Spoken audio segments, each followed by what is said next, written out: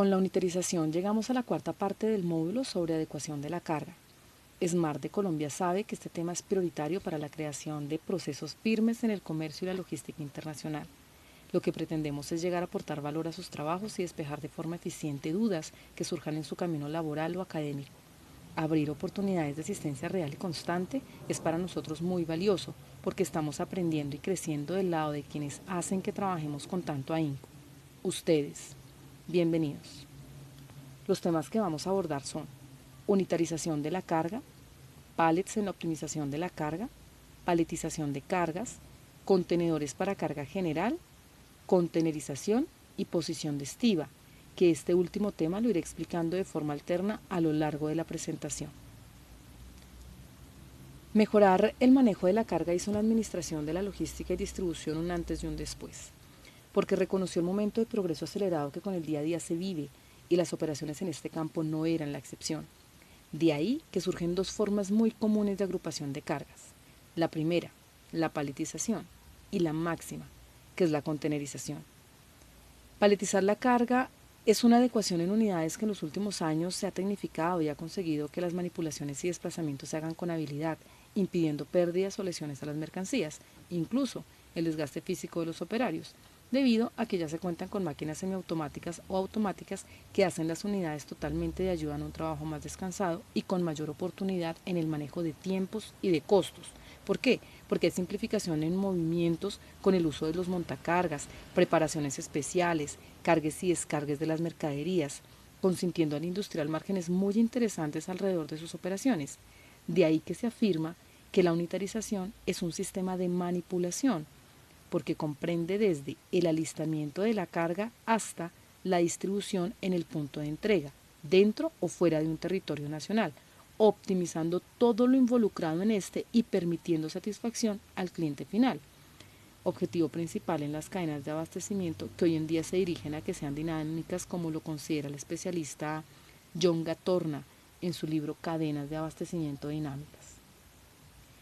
Pero hablar de paletización hace necesario discutir sobre qué es un pallet, lo encantador que es descubrir su uso, la proyección que se logra en la cadena de abastos, lo atrayente que resulta en términos no solo logísticos sino económicos también. Igualmente, denominado como estiba, tarima e incluso paleta o plataforma, la cual tiene toda una ingeniería, ya sea en su diseño, soporta pesos que pueden superar la tonelada y movimientos bajos como también elevaciones de más de 2 metros en el ajuste de almacenaje, impidiendo que se estropee la mercancía. Las plataformas están fabricadas en madera, material reina en la construcción de pallets y materia que en los últimos años se ha revaluado por temas medioambientales principalmente, además de ser poco interesante en el manejo de volumen, peso, deterioros por humedad y que la madera es vulnerable a las plagas. Estos análisis han servido desde hace mucho en optar por otros materiales que se han insertado de forma interesante en la elaboración de paletas, diversificando su uso de acuerdo al producto a paletizar.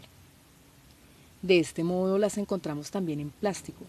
Es un material que una vez aparece en la industria se apodera del mundo, en donde desencadena una vorágine de usos, formas, colores. Es un material impresionantemente maleable, económico, resistente, impermeable, pero altamente contaminante debido a su tardía biodegradación, más de 200 años dependiendo del tipo o calidad de polímero que se use en su fabricación. Por eso es que estas estivas se llegan en algunos casos a reutilizar o retornar a los productores. Están también las tarimas de metal, que son constantes en las cargas pesadas, exposición a temperaturas elevadas y su material impide que sean desechadas fácilmente porque logran reutilizarse y ya sea en el almacenamiento o se devuelven a la cadena logística. Y desde hace algunos años ya se han masificado los pallets de aglomerado. Es un material que surge de un proceso industrial de partículas, ya sea de cartón o de madera. Lo que hacen es aglutinar y prensar estas partículas para hacer tablas lo suficientemente resistentes para acomodar cargas sobre ellas y así llevar opciones livianas y poco voluminosas al sistema de manipulación. Hay que advertir que este material, aunque resistente, pocas veces se reutiliza o retorna al productor, porque cuentan con tiempo de vida útil muy cortos que impiden que estas situaciones se den. También existen las estivas mixtas, hechas de la combinación de madera y metal, metal y plástico, o cartón y plástico, o madera y plástico, y están diseñadas, al igual que las anteriores, para cargas especiales. Los ingenieros que diseñan una estiva tienen muchos retos que cubrir o superar, porque deben considerar tantas situaciones como movimientos y pesos en las mismas. Entender su tamaño y resistencia en peso dependerá de conocer el sector al cual va dirigida. Ejemplo, hacer una tarima para el sector automotriz no tiene las mismas consideraciones que uno utilizado en el sector textil o agrario. Identificar si se va a cumplir con la cadena de abastecimiento local o distribución física internacional, o simplemente se usará para el manejo interno de la compañía, o que pueda llegar a cumplir todo lo indicado para que esté de conformidad con lo que se necesita. Si solo se van a manipular en piso o se harán elevaciones.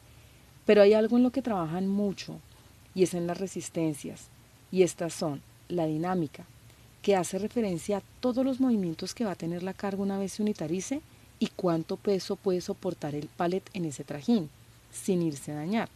Y por lo general esta resistencia es menor a la resistencia estática, que por su condición de quietud soporta un poco más de peso sobre ella. La medición de las resistencias ayudan a elegir cuál es la mejor estiva a utilizar de acuerdo al peso bruto de la carga, y a partir de ahí se obtiene el uso real de la misma. Si se lleva a la unitarización de la carga para que se cumpla con toda la DFI, y por ende debe conseguir transporte en diferentes medios, o se quedará para el aprovechamiento en el almacén. Sin embargo, existen unos pallets estándar que son razonados para que suplan todas las necesidades que pueden tener con el manejo de la unidad de carga en el sistema de manipulación o de almacenamiento. Una de estas estivas de uso internacional es la que tiene 100 centímetros a lo ancho, 120 centímetros a lo largo y una altura que oscila entre los 14 o 15 centímetros, para que las horquillas o montacargas puedan elevarlas sin ningún problema. Pueden soportar hasta 1000 kilogramos en resistencia dinámica y 1200 en estática. Pueden llegar a pesar hasta 24 kilogramos. Esas son unas estándar. Hay otras que se utilizan para el tráfico marítimo, y son las que tienen 120 centímetros de ancho por 180 centímetros de largo y 15 centímetros de alto. Soportan un poco más de la tonelada en resistencia dinámica y más de 1300 en estática. Lo que sí se puede establecer es que la elaboración de las tarimas están directamente ligadas a las necesidades de la industria versus la carga a unitarizar. Por ende, el estándar no es una obligatoriedad de uso. Lo que se busca con ese estándar es que sea una tarima lo suficientemente inteligente para que se pueda utilizar en el almacén, en la distribución interna o externa, en toda la parte de distribución física internacional, y todo lo concebido con la manipulación de la tarima. Existen una buena cantidad de diseño de pallets, y cada uno con funciones independientes que van a ayudar a las labores para las que fueron creados.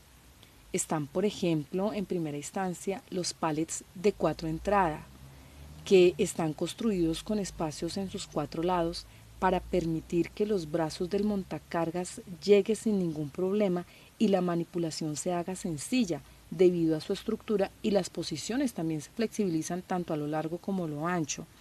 Además que el uso de estas tarimas se hace porque la carga unitarizada en estas requiere bastante movimiento a piso o acomodación elevada. Están también las de 2 entradas, como la que ven en la imagen. Es una tarima exigente en su manipulación, porque el cargue o descargue solo se hace a lo largo. Las horquillas solo pueden entrar por uno de sus costados y están pensadas para el apilamiento vertical en el almacén. Hay otras que se conocen como estivas aladas. Esta plataforma está diseñada para el aprovechamiento de espacios en transporte marítimo, debido a que su forma sobresaliente en los parales permite el uso de eslingas en las elevaciones.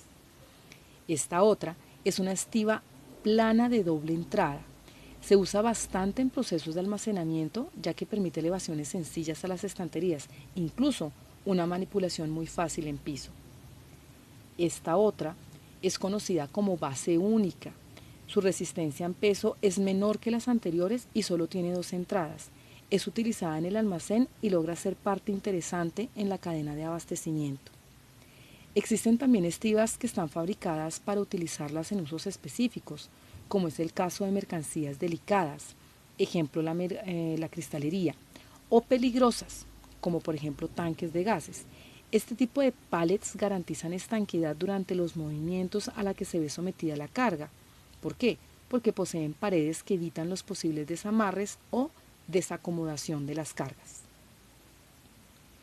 Entonces, cuando hablamos de paletización, estamos agrupando sobre una tarima, pallet, estiva, carga de forma regular y homogénea. ¿Para qué? Para que pueda ser manipulada al tiempo, como se observa en este momento.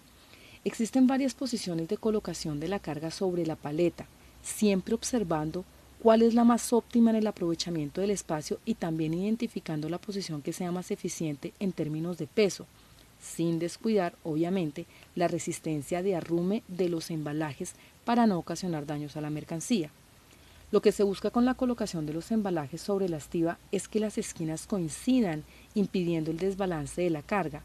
En esta posición se observa que se ubican por columnas rectas los embalajes y cada 2 tendidos se va a disponer de una lámina de cartón corrugado que ayudará al mejor aprestamiento de la unidad. Esta otra posición que les voy a mostrar a continuación, se observa que se intercalan los embalajes para que los pesos no solo se concentren en las esquinas, sino que sea equitativo en todo el pallet. Igual, la mayor resistencia se encuentra en las esquinas de los embalajes, de ahí la importancia de la preparación del arrume, que sea 100% recto para evitar desbalances o desacomodaciones en el momento de hacer el arrume. En estas imágenes les muestro algunos esquemas de paletización, unos de los más frecuentes en las posiciones de estiva, vistos desde arriba. Lo que hace que la disposición se dé está sujeto a la naturaleza de la mercancía, al peso bruto de la carga y a las resistencias dinámicas y estáticas de la tarima, analizando obviamente las medidas tanto del embalaje como de la estiva para poder hacer el esquema y decidir el armado del arrume. Si bien se pueden ubicar unos sobre otros los embalajes en pila, como lo mostré antes, utilizando láminas de cartón en medio cada 2 líneas, las más recomendadas por los estibadores son las acomodaciones truncadas, como las que se ven acá, porque permite mayor resistencia, contando además que en las manipulaciones la unidad de carga esté más firme y en las elevaciones se pueda garantizar la estanqueidad de la misma. A la par, es preciso decir que muchas unidades cuentan con medios de limitación de movimiento, como los ángulos, ubicados desde el borde inferior de la estiva hasta la parte superior de la unidad, para evitar deslizamiento durante los movimientos o el izaje de la carga. También se usan paredes o el famoso papel film, que ayuda a la sujeción de la mercancía al pallet cuando no se cuentan con ángulos o paredes. Y como ya he hecho en explicaciones anteriores, la mejor forma de entender el tema es aplicando lo que se ha dicho. Voy a desarrollar paso a paso un ejercicio de paletización muy sencillo, para que la comprensión sea muy didáctica y se pueda desde el imaginario analizar todas las variables que hacen la unitarización. Y que hoy en día, también es importante decirlo, existen software muy adelantados que generan esquemas de estiva, miden resistencias y dejan imprimir el plano de la disposición de la carga, incluso al interior de contenedores o medios de transporte. Pero lo que sí deseo lograr es que se pueda entender cuál es este proceso y cómo se puede llevar a cabo desde el lápiz, por decirlo así. El producto que vamos a trabajar son copas para vino tinto. Cada copa tiene un peso de 202 gramos. Presentación: empaques por 6 unidades o copas. El empaque es una caja de cartón liso con un peso de 190 gramos cuando está vacía. Las dimensiones externas del empaque son largo de 29,75 centímetros, ancho de 19,75 centímetros y alto de 19,75 centímetros. Hay un cartón separador por cada empaque que sirve para evitar el roce entre las copas y impedir que se quiebren, y tiene un peso de 185 gramos. El embalaje es una caja de cartón corrugado con un peso de 4.250 gramos cuando está vacío. Las dimensiones internas del embalaje son 59,50 centímetros, ancho 39,50 centímetros y alto 39,50 centímetros. Y las dimensiones externas del embalaje son largo 60 centímetros, ancho 40 centímetros y alto 40 centímetros. Tiene una resistencia en peso de 25 kilogramos y una resistencia de derrumbe o apilamiento, es decir, cuánto peso soporta el embalaje sobre él, y en esta oportunidad serán 80 kilogramos. Hay un cartón separador por embalaje entre líneas que tiene un peso de 705 gramos. Ahora hablemos del pallet. El pallet está hecho de aglomerado certificado y tiene un peso de 27 kilogramos. Las dimensiones son largo de 120 centímetros, ancho de 100 centímetros y alto de 14 centímetros. Resistencia estática de 1000 kilogramos y dinámica de 900 kilogramos. Hay una lámina de cartón separador entre líneas de la unidad que tienen un peso de 0,26 kilogramos. Bien, con toda esta información vamos a adecuar la carga para que se pueda paletizar sin ningún inconveniente. Lo primero que se hace es el cubicaje, de la misma manera que en los temas ya vistos, y así identificar la disposición del embalaje.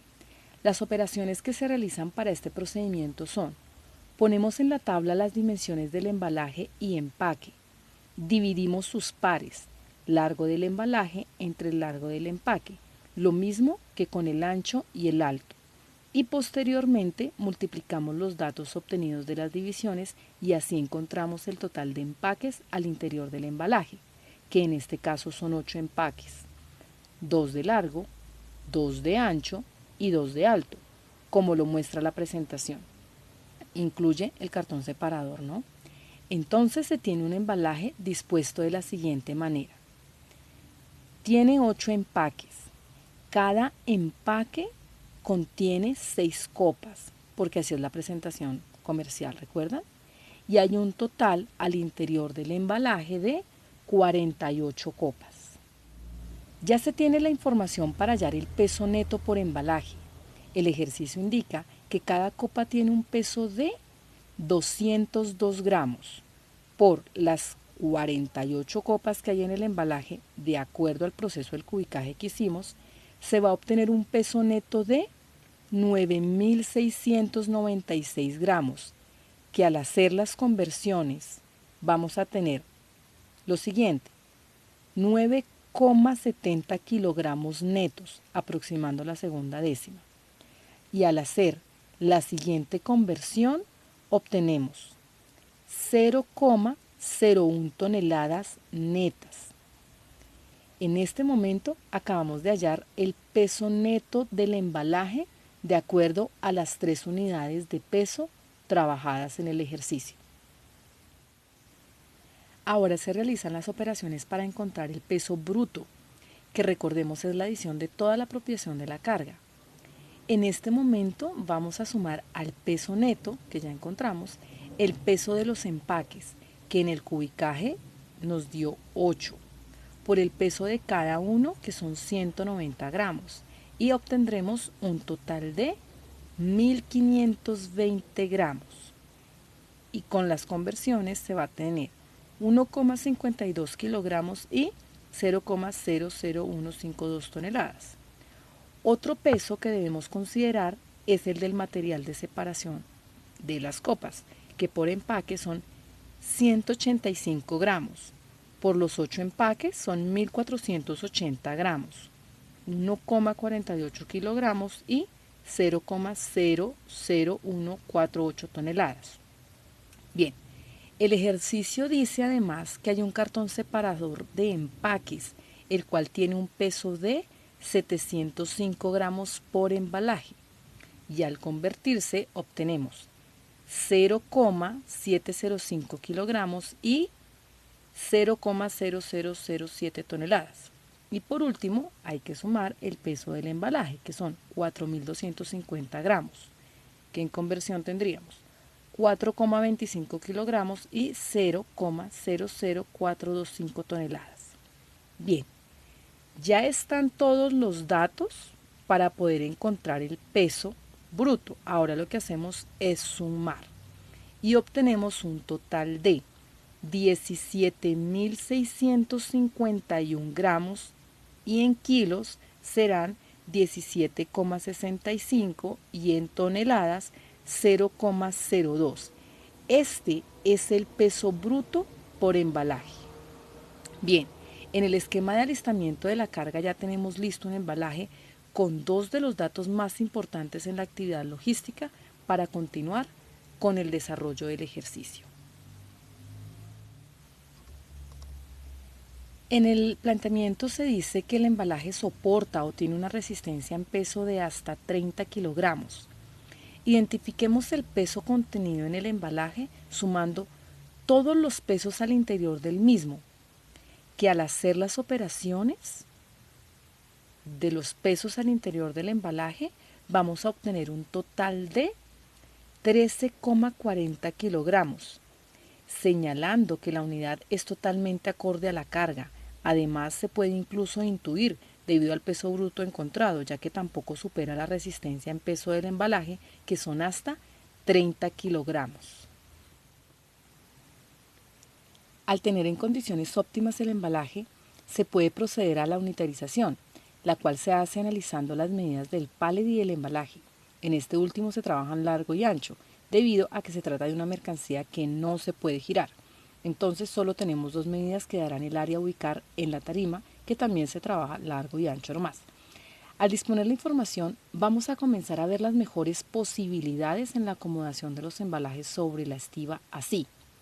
Dividimos largo de la estiba entre el largo del embalaje y el ancho de la estiba entre el ancho del embalaje. La operación nos arroja la siguiente información: 2 embalajes a lo largo, y está perfecta esta posición, pero a lo ancho de la estiba se pierde espacio, como lo estamos viendo en este momento en la imagen. Lo ideal es que sea funcional la tarima y se aproveche al 100% el espacio de acuerdo al tamaño del embalaje. Bien, como no puedo cambiar de pallet, voy a revisar opciones para la ubicación de los embalajes sobre la tarima. Entonces, dividimos ahora el largo del pallet entre el ancho del embalaje. Es decir, giramos a 90 grados la posición inicial del embalaje sobre la estiba y se observa que esta acomodación dentro de las operaciones que se están haciendo es correcta, porque me está arrojando un número entero. Pero nuevamente el ancho del pallet no es ideal o no es compatible con el largo del embalaje. Algo sí comienza a quedar claro en toda la operación que estamos realizando, y es que el largo del pallet se puede trabajar con las posiciones del embalaje, tanto a lo largo como a lo ancho. Estas operaciones pueden llevar a pensar que la posibilidad está en el aprovechamiento del largo de la paleta con las dos medidas del embalaje de la siguiente manera. Si los largos de la estiba y del embalaje son compatibles y puedo acomodar 2 unidades, se puede hacer esta ubicación como se muestra en este momento en la imagen. Pero también en lo que hice se observó que a lo largo del pallet también podía ubicar 3 embalajes en su ancho así, tal cual se ve. Al ser tan justa, esta sería la mejor disposición de la acomodación de la carga sobre la tarima, viéndose un total de 5 embalajes por línea o tendido, y este sería el esquema de arrume a trabajar, truncando en la segunda línea la posición, como se está enseñando en este momento en la presentación. Además, lo que acabamos de hacer nos sirve para hallar o para encontrar el peso bruto por línea y despejar las resistencias de la estiba y del arrume. Como ya se tenía el peso bruto por embalaje, que son 17,65 kilogramos, los multiplicamos por los 5 embalajes que nos arrojó o que hay situados en la línea, entonces obtendríamos un peso bruto total de 88,25 kilogramos en la línea. Conociendo ya el peso por línea, podemos encontrar la resistencia estática y dinámica de la estiba y medir su máximo de camas completas en la carga que ya tenemos lista. Y se hace de la siguiente manera, dividiendo cada una de las resistencias entre el peso de la línea, como lo explico ahora. En el enunciado del ejercicio se dice que la resistencia estática está en 1000 kilogramos. Este peso se divide entre el peso por línea y despejamos la cantidad de líneas que podría soportar la tarima en estado de reposo. En este caso sería un total de 11,33 líneas. Y dejamos solo el número entero y obviamos las décimas. Primero, porque lo que deseo es armar líneas homogéneas, y segundo, porque esas décimas no alcanzan tampoco a representar al menos una caja o embalaje. La estructura de la unidad quedaría como se ve, 5 embalajes por línea, y después de la primera se dispone un cartón cada 2 tendidos hasta llegar a la línea 11. Ahora, al medir la resistencia dinámica o en movimiento y aplicando la operación, se obtiene lo siguiente: un total de 10,19 líneas, que para el ejercicio pasa lo mismo que con la colocación anterior. Trabajo solo con la cantidad entera, que son 10. Esto demuestra que la paleta soporta una línea menos en proceso de manipulación general. Con lo que acabé de hacer solo mido la resistencia máxima del pallet, porque lo que va a dar las líneas reales a montar será la resistencia de arrume o apilamiento que posee el embalaje.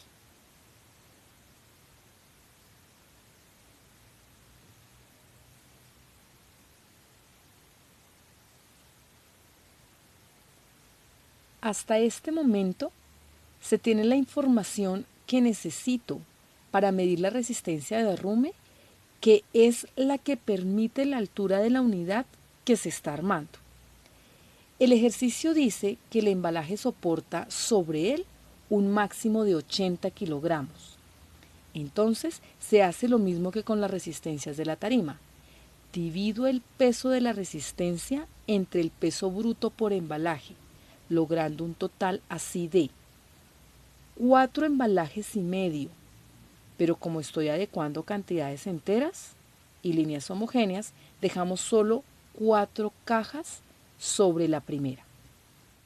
Para mayor comprensión, voy a mostrar en la siguiente presentación la disposición de las líneas en colocación truncada sobre el pallet, al igual que el cartón corrugado de separación cada 2 tendidos para que la adecuación quede conforme. La primera caja o embalaje soporta sobre ella hasta 4 más, y nuestra unidad tendrá un total de 5 líneas en su armado, que al multiplicarlas por el peso por línea podemos obtener el peso bruto de la carga sobre la tarima, que para este caso serían 441,25 kilogramos brutos de carga. Ok, la estructura de la unidad de carga sería así: una unidad de carga con 25 embalajes, 48 copas de vino por embalaje y un total de 1200 copas por unidad de carga y 5 líneas en arrume. Con esta información se obtiene el peso neto de la unidad. Se había obtenido un peso de 9,70 kilogramos netos por embalaje. Por el total de embalajes en la tarima se tiene entonces un peso de 242,50 kilogramos netos por unidad de carga. También tenemos el peso bruto por embalaje, que son 17,65 kilogramos. Por los 25 embalajes de la unidad hay un total de 441,25 kilogramos brutos. Es importante saber los pesos de la carga porque recordemos que son los datos de control logístico, aduanero y en la cadena de abastecimiento. Pero aún falta hallar el peso bruto paletizado o de la unidad de carga, y se obtiene desde el peso bruto de la carga. A este se le suma el peso de los 2 cartones divisorios de la unidad, los que se mostraron cuando se hizo la Roma, ¿recuerdan? Cada 2 hileras, y el peso del pallet. Esto me va a dar un total de 468,77 kilogramos brutos en la unidad. Bien, de la miniaturización que se hizo ya se cuentan con todos los pesos que se requieren para la distribución física internacional. Ahora se necesita hallar el volumen de la unidad de carga, pero se empieza entendiendo que hay que sumar las alturas de los embalajes y de la tarima para tener la altura de la unidad. Así, cada embalaje tiene una altura de 40 centímetros por los 5 embalajes es igual a 200 centímetros. A esto le sumamos la altura del pallet, que son 14 centímetros, para un total de 214 centímetros de alto de la unidad de carga. Ya tenemos la primera medida. Ahora, el largo de la unidad, que son 120, y el ancho, que son 100 centímetros. Ya conocemos o ya tenemos las 3 dimensiones para encontrar el volumen. Se multiplican entre sí y vamos a obtener 2.568.000 centímetros cúbicos, que al hacer la primera conversión serían 2,57 metros cúbicos y en la segunda son 428 decímetros cúbicos.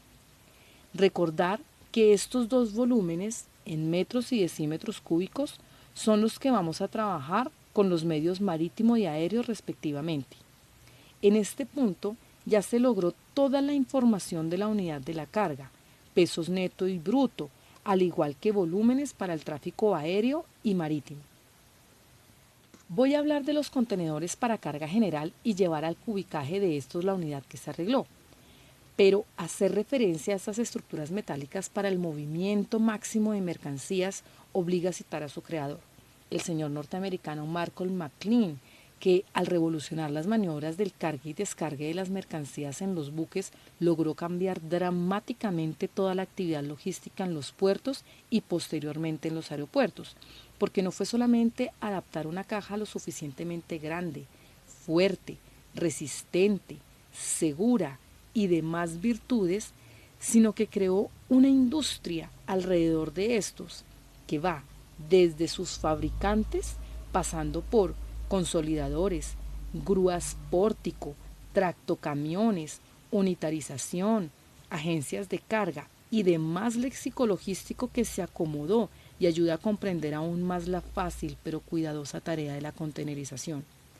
Una vez aparece el primer viaje de mercancías contenerizadas por allá en los años 50, el mundo logístico cambió. Ahora se ven contenedores adaptados a las necesidades del producto, los hay refrigerados, techo abierto, flat rack, los que se movilizan para llevar animales vivos y con el paso del tiempo se ven ajustados además a otros medios terrestres, como el caso de las motocicletas, para hacer distribución en espacios geográficos pequeños. Todo esto y más fue lo que el señor McLean entregó al mundo, porque opino, a nivel personal, no fue solamente un aporte, sino que fue mucho más allá de lo que se veía en su momento, incluso en la actualidad. Cualquier mejora que se logre en la unitarización máxima se tomará a partir de los contenedores. El primero en aparecer es el de 20 pies, también llamado dry van, o en zonas logísticas o para hacer referencia a la capacidad de carga de las motonaves como TEUs. Esta unidad posee una capacidad de carga volumétrica de hasta 33 metros cúbicos y hasta 30 toneladas en peso, pero por estrategia comercial las agencias de carga usan hasta 24.800 kilogramos y la diferencia se ofrece como extrapeso. Además, que tiene una tara de 2.250 kilogramos. Más tarde aparece el de 40 pies, también conocido como FEUS. Su capacidad de carga volumétrica es de 67,60 metros cúbicos y la resistencia en peso es igual al de 20 pies y posee una tara de 3.720 kilogramos. Y por situaciones de aprovechamiento de carga en una sola unidad, con el tiempo se desarrollan los contenedores High Cube de 40 pies y así se denominan, contenedores 40 pies High Cube. Estas unidades en comparación con las de 40 estándar superan en lo alto aproximadamente 30 centímetros, dando así una capacidad volumétrica de 76 metros cúbicos. Su resistencia en peso es de 35 toneladas, que al comparar con la característica de las 3 unidades expuestas es muy pareja, debido a razones físicas que impiden que por su longitud sea imprudente superar este peso.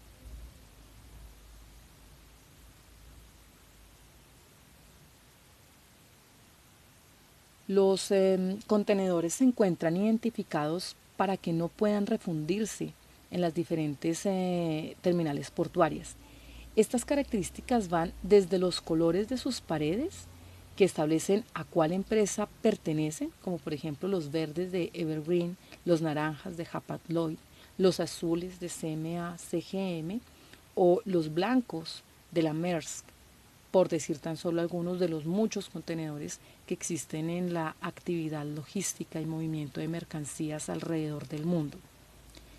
Pero al observar esto, no es lo único que identifican las unidades en el mundo, sino que adicional están identificadas con un número o con un código que los nombra e individualiza de los demás. Estos códigos pueden ser numéricos o alfanuméricos y sirven para rastrear los recorridos que realizan alrededor del mundo, de qué puertos salen, a cuál llegan, en qué motonaves se encuentran estivados, cuál mercancía contienen. En fin, este número o código es el todo para el famoso tracking de mercancías, además que está presente también en la documentación requerida en la distribución física internacional, como por ejemplo los documentos de transporte. Otra información que poseen a la vista de todos es en las puertas, muy regular que sea en la derecha, siempre en pintura de color blanco reflectivo. Además, el código de identificación también hay escrito su capacidad máxima de peso, que pueden aparecer en las unidades de kilogramos, libras o toneladas, lo mismo que la tara. Hay algunos que poseen otra información como la placa de aprobación. Bueno, los contenedores están normatizados por la norma ISO, que dan los lineamientos necesarios para su construcción, para su salida al mercado, para tener lineado también un tiempo de vida útil que puede oscilar entre los 5 y 10 años, dependiendo del uso que se le dé a la unidad metálica. Por otro lado, hablar de los contenedores aéreos es bien especial, porque están construidos pensando en la geometría del avión, algunos rectos en todos sus lados, como es el caso de los main deck pallet o los tipo A, código PA. Pero hay otras unidades que cambian su forma para poder ser cómodos en los medios aéreos, como el tipo A, código IATA UA, y están reconocidos por la IATA, y su normatividad la dicta la ULD. Cada contenedor aéreo que existe no puede estibarse en cualquier avión, eso también depende de su tamaño, como por ejemplo un contenedor AKE, código IATA LD3, solo podría volar en un avión Boeing 747 o un A340. Esto hace que la unitarización de estas unidades sea compleja y en el momento de contratar el servicio de contenerización aérea se deba tener precaución con la volumetría y peso y la geometría de la carga para que se pueda identificar cuál es la más conveniente. De ahí que en la preparación de la carga toda esa información sea relevante y la agencia deba hacer prácticamente un cuestionario para identificar cuál es la unidad que se debe usar, en el caso que sea un servicio al 100%. Muy bien, al continuar con el desarrollo del ejercicio, ahora voy a contenerizar el pallet en una unidad de 40 pies y en una main deck pallet, código IATA PZ, de acuerdo con lo siguiente. Primero vayamos con el modo marítimo. Se tiene entonces un contenedor de 40 pies con las siguientes medidas internas, que son las que se usarán para el cubicaje. Largo 12 metros con 0,3 centímetros, ancho 2,35 metros y alto 2,39 metros. Capacidad de carga volumétrica 67,60 metros cúbicos con una tara de 3.720 kilogramos, una capacidad útil de carga en peso de 24.800 kilogramos. De la unidad que se preparó ya se cuenta con toda la información para proceder al llenado del contenedor. y vamos a saber cuántos pallets podemos ubicar allí. Lo primero que hacemos, al igual que en todos los ejercicios, es ubicar para identificar la cantidad de pallets entre la unidad. Para esto hacemos lo mismo que hemos venido haciendo hasta ahora, solo que la disposición de la información en la tabla cambió. Ya no se trata de embalajes con empaques, ahora es contenedor y pallet, que son las dimensiones a ubicar, y se divide exactamente igual, de forma horizontal, el largo de 12,03 metros entre el largo del pallet, que son 1,20 metros, y esto nos va a dar un total de 10,03. Ahora, si dividimos el ancho del contenedor entre el ancho del pallet, nos va a dar un total de 2,35. Y por último, la división de los altos de ambas unidades, que va a ser un total de 1,12. Los datos que arrojó las divisiones, si se fijan, son números fraccionados o con décimas. Cuando esto ocurre, se tiene en cuenta el número entero y los decimales se obvian, porque recordemos que esta información corresponde a la cantidad de unidades que van a llenar el contenedor. Y pues no se puede ubicar a lo largo, por ejemplo, 10 pallets y un pedazo muy pequeño. Además, que es lo que advierte las décimas, ¿no? Y que es lo que hace que trabajemos solamente con las cantidades enteras, como lo indico en el cuadro. Al ser así, se tienen 10 pallets a lo largo, 2 pallets a lo ancho y un pallet a lo alto, que al multiplicarlas entre sí existe un total de 20 unidades en el contenedor.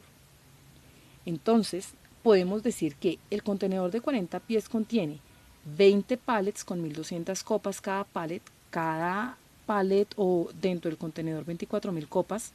Cada pallet tiene un peso neto de 242 kilogramos, 468,77 kilogramos brutos y 2,57 metros cúbicos de volumen.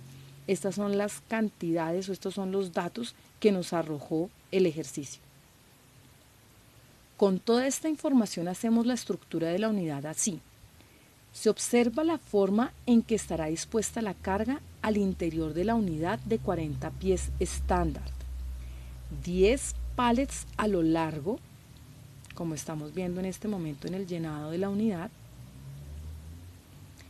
y 2 a lo ancho, llenándose al 100%, pues vamos a obtener los 20 pallets que dio la operación en la tabla.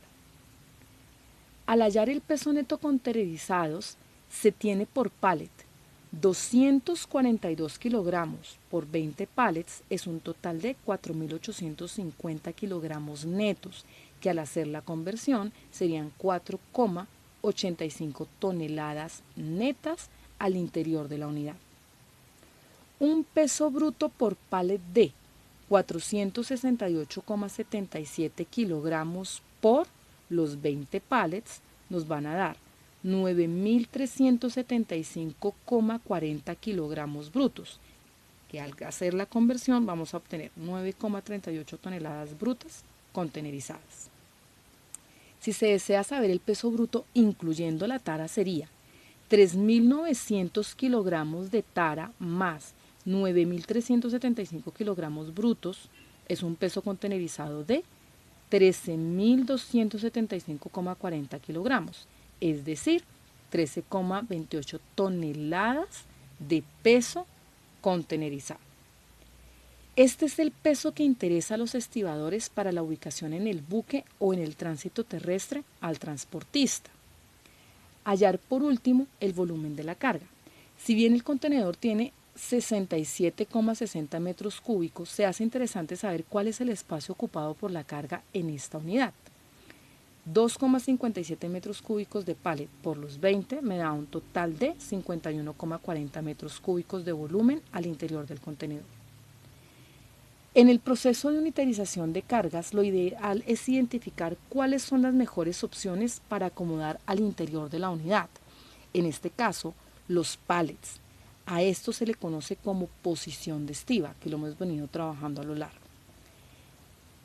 Voy a ubicar los pallets aprovechando al máximo el largo del contenedor. En este momento lo que voy a hacer es dividir el largo del contenedor, que son 12,03 metros, entre el largo del pallet, que son 1,20, y se obtienen los mismos 10,03 que nos había dado antes. Ahora divido nuevamente el largo del contenedor entre el ancho del pallet, que son 1 metro, y vamos a obtener un total de 12,03.